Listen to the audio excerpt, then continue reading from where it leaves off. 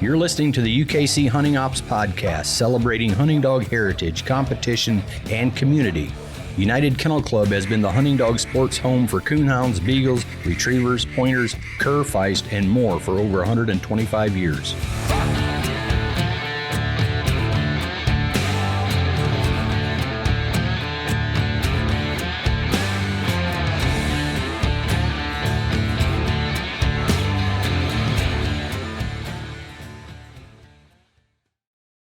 All right, I'm here with Trevor Wade, our Coonhound Programs Manager. And Trevor, we're going to talk about the Hunting Beagle World Championship, some frequently asked questions. So I thought you'd be a good one. So lay some questions on me. I actually typed some out, so we'll cheat a little bit, but lay them on me. Yeah, I'm a good one. I have lots of questions, so hopefully you got lots of answers for me here. Yeah. So first, can you just tell me some of the specifics of the Hunting Beagle World Championship this year? Yeah, the event's going to take place on October 7th, 8th, and 9th. That's going to be a Friday, Saturday, and it concludes on Sunday, the 9th. It's going to be held at the Greene County Fairgrounds in Waynesburg, Pennsylvania. So the fairgrounds are right in town, right on the main stretch in Waynesburg there, just off of Interstate 79. And the event's going to be hosted by the Waynesburg Beagle Club. Their president is Curtis Johnson. And Randy Moore is who I've been working with a lot. He's the corresponding officer for the club. And he's been doing a lot of work already. He's been, for the last 6 months, he's been, calling every other week or whatever, something to do with the World Hunt. So I know they're working hard for this event. Yep. You mentioned Waynesburg, PA. What's the hunting like there? The terrain there in Waynesburg it's very rolling, it's very pretty. They're a beautiful region. They have a lot of good habitat, a lot of game, and a lot of the beaglers have already been up there for several trials, or a lot of the trials they have up there, and it's just a great area. To my knowledge, we've never had the Beagle World Hunt there in Pennsylvania, so we're looking forward to it. But it's actually right on the West Virginia line. Yeah. Just north of the Virginia line off of Interstate 79. And actually some casts will actually hunt in West Virginia. Yeah, I know it's a pretty strong place for beagle events, so I'm glad they're getting the World Championship. Yep, me too. Always important thing about any major event is the lodging situation. What's it look like there in Waynesburg? Waynesburg is actually a fairly good-sized town, and they have plenty of lodging. They have the Hampton Inn, Super 8, Economy Inn, and a couple others, Quality Inn, and I'm going to mention the Quality Inn. They're doing a special for anybody that's coming to the Beagle World Championship. If you call into the Quality Inn, they're doing a $70 a night special for that event. Just got to tell them, hey, I'm a beagler. I'm here for the UKC World Championship. That's the Quality Inn. The other one is the Microtel Inn and Suites, also right there. All the hotels are right together. That's a very nice hotel there. They're doing a $90 a night special. So both of those are great options. You just got to tell them you're there for the World Championship. So the Microtel Inn and Suites and the Quality Inn are the two that are doing the specials for the beaglers. So I know where I'm going and I know where I'm staying, but what am I eating while I'm there? Well, hey, first on Thursday night, if you come in on the day before, Thursday evening, the Waynesburg Beagle Club, they're going to host a fellowship dinner for all the beaglers that are there that come in early on Thursday night. And that's going to start around 6 p.m. They're going to have this dinner thing. And that's always a great way to just kind of sets the tone and the atmosphere for the World Hunt. So the Beagle Club is going to host that.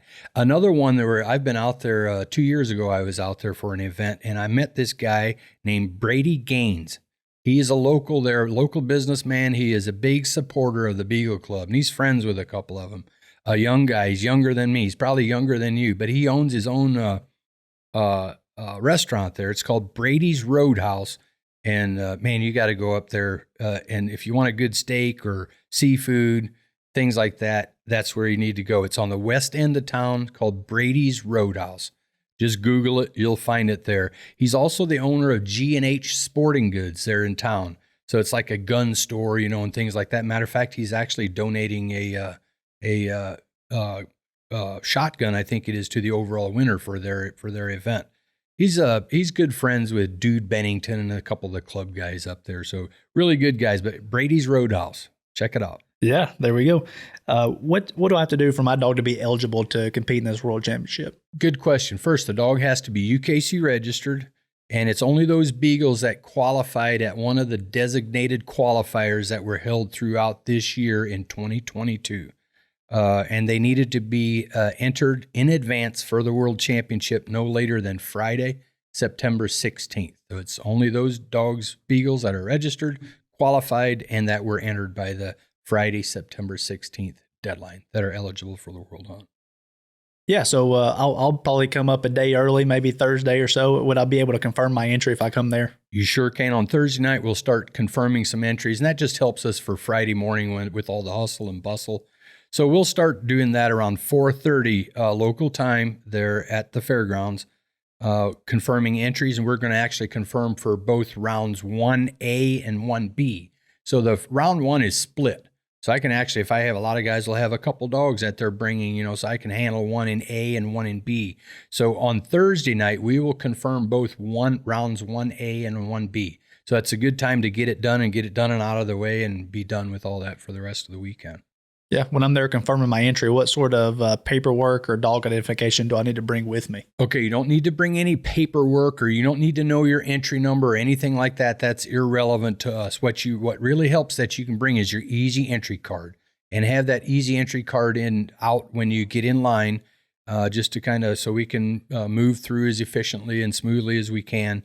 And because we're going to have your entry sorted by the first owner's last name.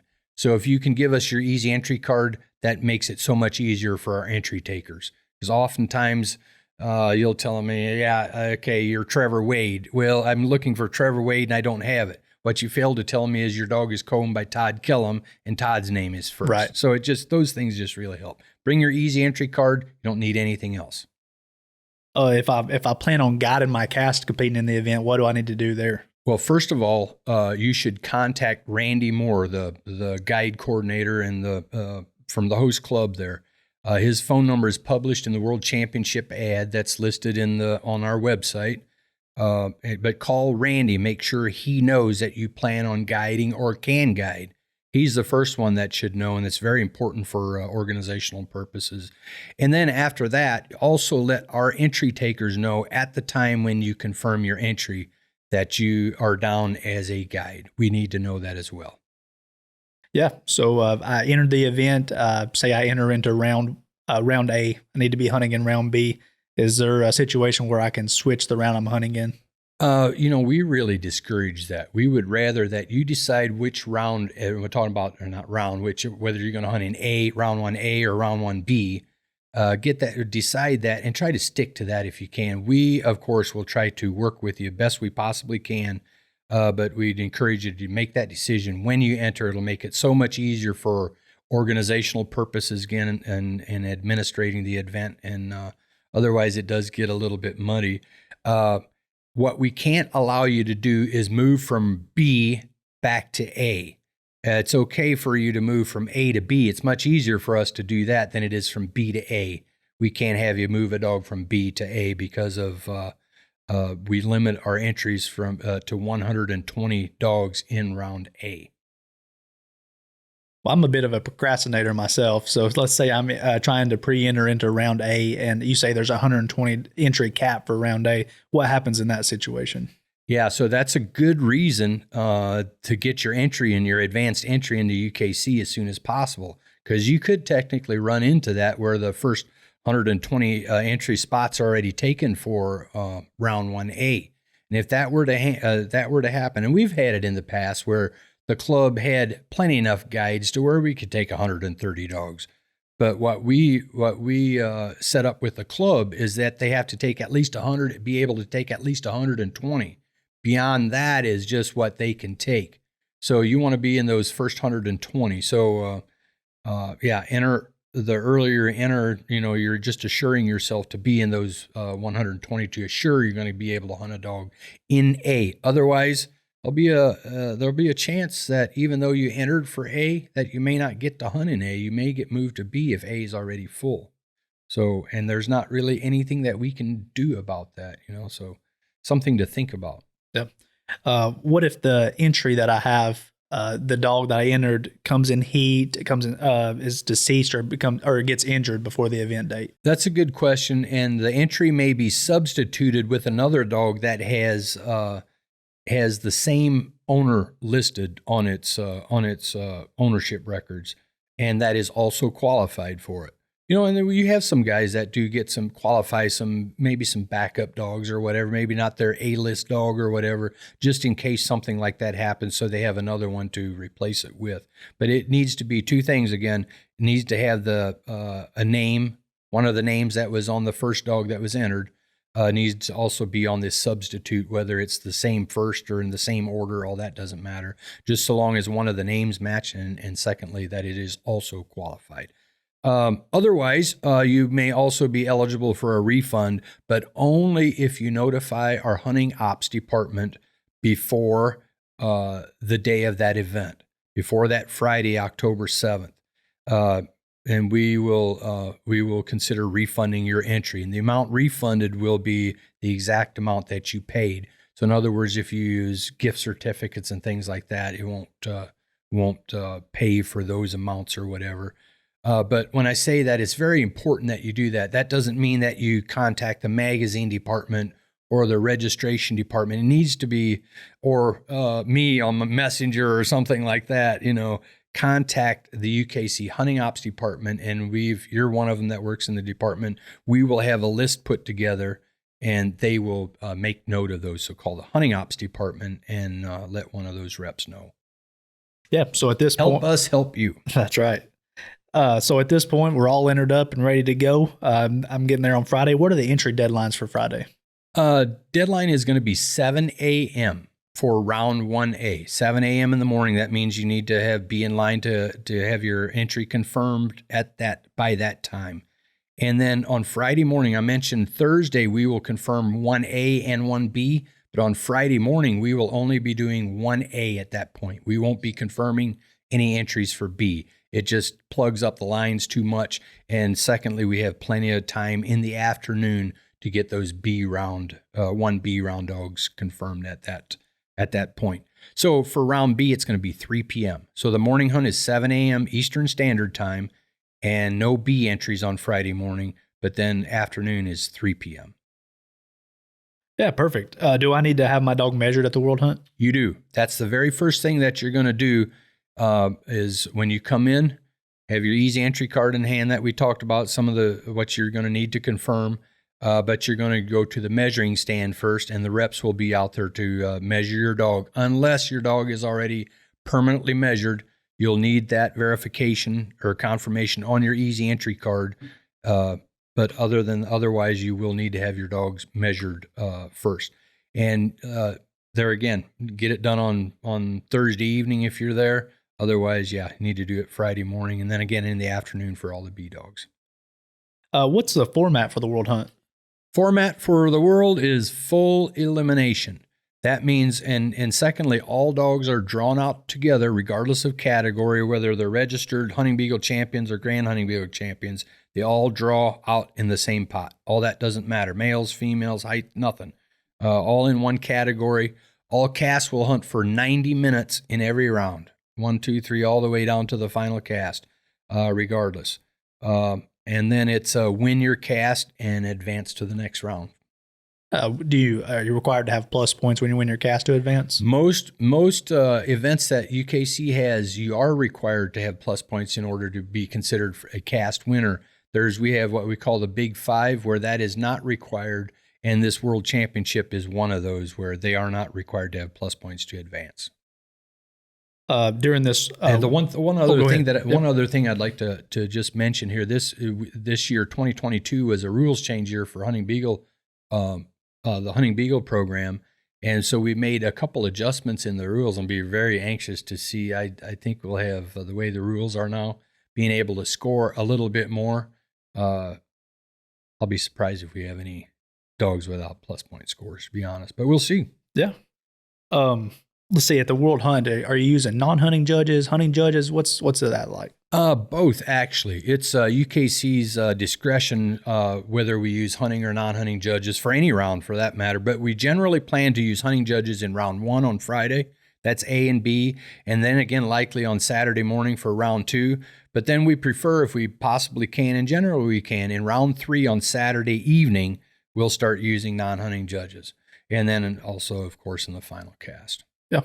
So starts out with hunting judges, and then it ends up with non-hunting.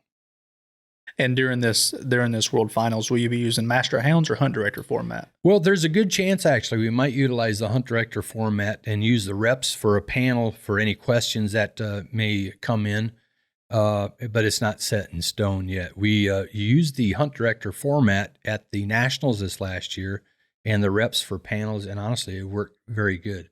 Now, we used to have it in the rules for the Hunting Beagle World Championship. In the rules we had to use a Master Hounds. But with the rule, we had the opportunity to get to remove that portion of it in the World Championship rules in case we wanted to utilize that. And that's a good option for us if we want to use it.